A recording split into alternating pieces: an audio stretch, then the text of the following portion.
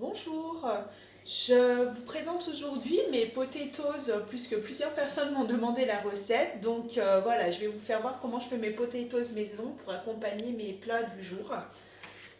Donc avec le coupe-pomme qui est ici, bon j'en ai déjà découpé pas mal, hein, je ne vais pas vous faire la vidéo de toutes les découpes. Voilà, je place ma pomme de terre comme ça. J'appuie délicatement. Je remets sur le support, on met bien les petites flèches en face.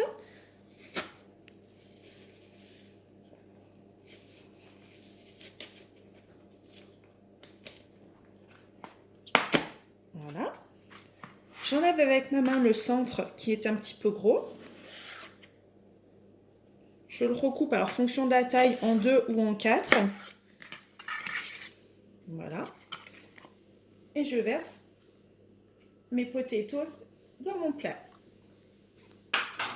Donc ensuite pour la préparation, rien de plus facile. Donc je vous ai préparé au préalable de l'huile, de la farine, du sel et du poivre, du paprika et des herbes de Provence.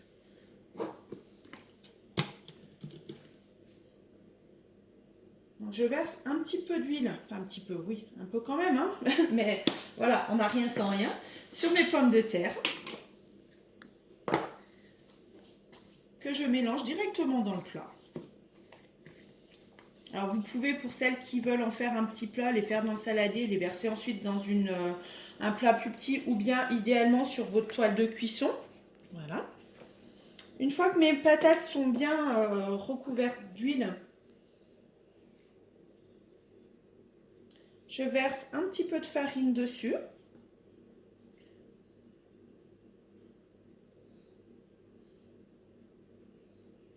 Voilà. Alors je fais un petit peu au pif, hein, ça dépend de la quantité de pommes de terre que vous avez. Il faut quand même qu'il y ait un peu de farine pour que ça enrobe les pommes de terre après. Je mets du sel et du poivre.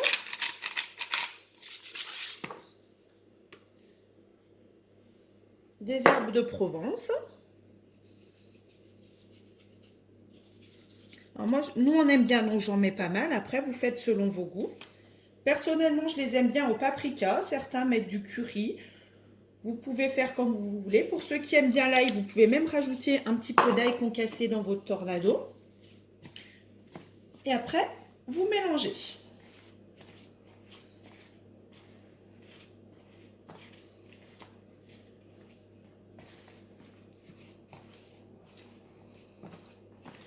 Et dès que la farine a quand même bien enrobé vos pommes de terre, voilà, vous voyez qu'il ne reste plus trop de farine apparente à part celle qui est collée sur les pommes de terre.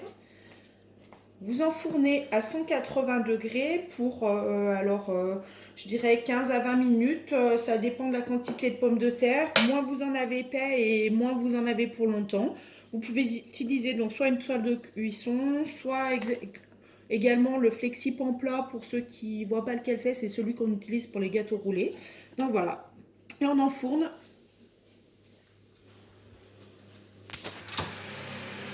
pour 15 à 20 minutes.